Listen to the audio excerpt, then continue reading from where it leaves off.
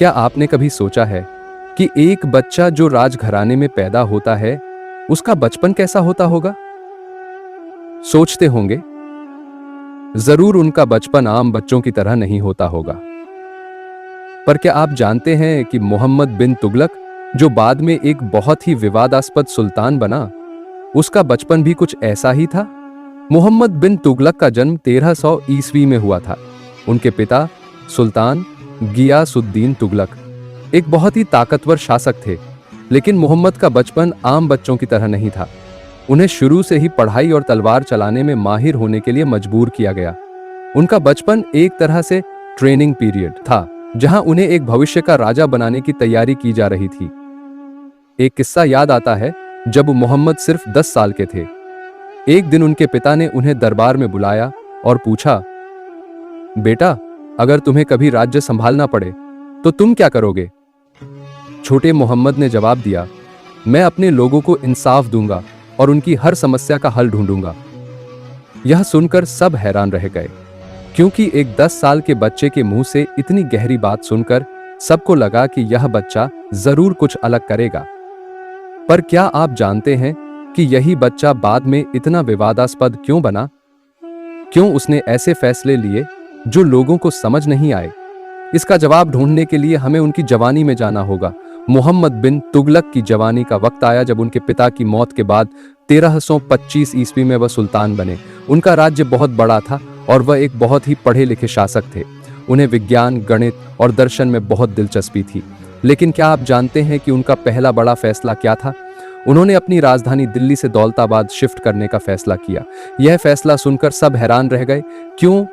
क्योंकि दौलताबाद दिल्ली से हजारों मील दूर था। लोगों को अपने घर छोड़कर नए शहर जाना पड़ा। यह एक बहुत ही मुश्किल सफर था और इसमें बहुत से लोगों की जान भी चली गई। पर क्या आप जानते हैं कि मोहम्मद बिन तुगलक ने ऐसा क्यों किया? वह चाहते थे कि उनका राज्य का केंद्र भौगोलिक रूप से बेहतर हो, ताकि वह पूरे हिंदुस्तान पर आसानी से राज कर सके। लेकिन यह फैसला इतना जटिल था कि लोगों को समझ नहीं आया। वह सोचते थे कि यह सुल्तान पागल है। एक और किस्सा है जब मोहम्मद बिन तुगलक ने अपने राज्य में टोकन करेंसी शुरू की। वह चाहते थे कि लोग तांबे के सिक्के इस्तेमाल करें जो असली सोने के बराबर होंगे। लेकिन लोगों ने नकली सिक्के बनाने शुरू कर दिए और पूरी अर्थव्यवस्था खराब हो गई।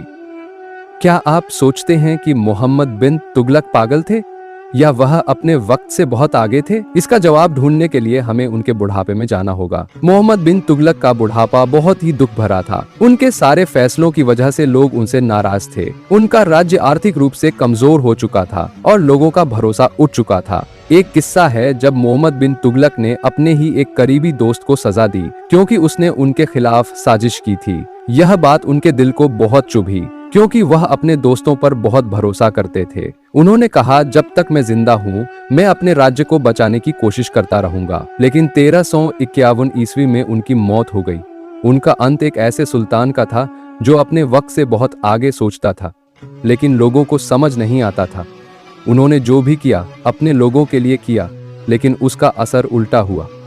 क्या आप जानते हैं कि आज भी इतिहासकार मोहम्मद बिन तुगलक को एक ऐसा शासक मानते हैं जो अपने वक्त से बहुत आगे था? उनके कुछ फैसले ऐसे थे जो आज के आधुनिक अर्थशास्त्र और प्रशासन में भी इस्तेमाल होते हैं। मोहम्मद बिन तुगलक ने दुनिया की पहली टोकन करेंसी शुरू की, जो आज के पेपर करेंसी का पहला रूप मानी जाती है।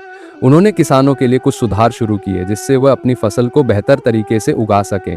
वह एक बहुत ही पढ़े लिखे शासक थे और उन्होंने अपने राज्य में कई स्कूल और पुस्तकालय बनवाए। मोहम्मद बिन तुगलक एक ऐसे शासक थे जो अपने वक्त से बहुत आगे सोचते थे, लेकिन उनके फैसलों को समझना लोगों के लिए मुश्किल था।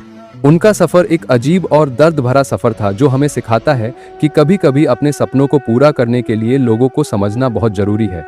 क्या आप सोचते हैं कि अगर मोहम्मद बिन तुगलक आज के जमाने में होते तो क्या वह एक सफल शासक होते?